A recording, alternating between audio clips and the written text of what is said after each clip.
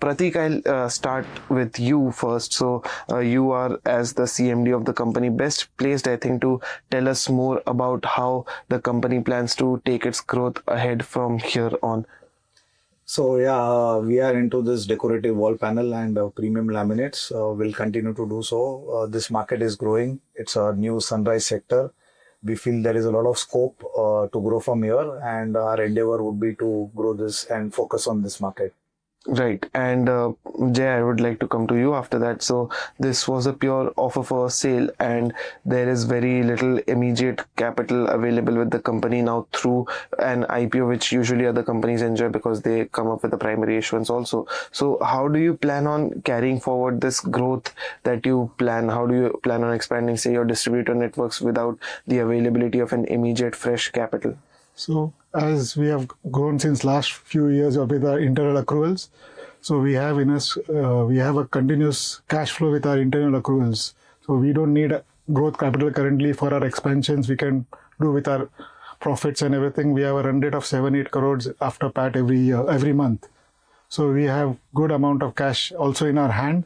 So for the growth capital, we can plan with our internal accruals itself. So how much has your distribution network expanded, say, in the last 3 to 4 years on an annual basis? So our endeavor is to expand around 10 to 15% every year. That is now, right? Like, I'm saying, before listing, how much had you grown on an annual basis? Yeah, same 8 to 10%. Same, 8 to 10%. Maybe 12% on an average every year. We plan to expand, go deeper into the Indian markets.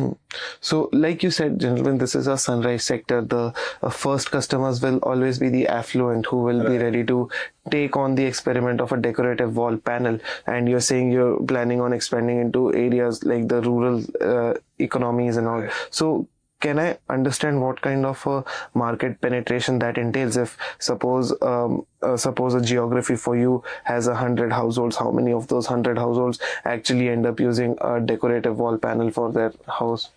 So people, if they want to use a substitute for paint, there are very few products.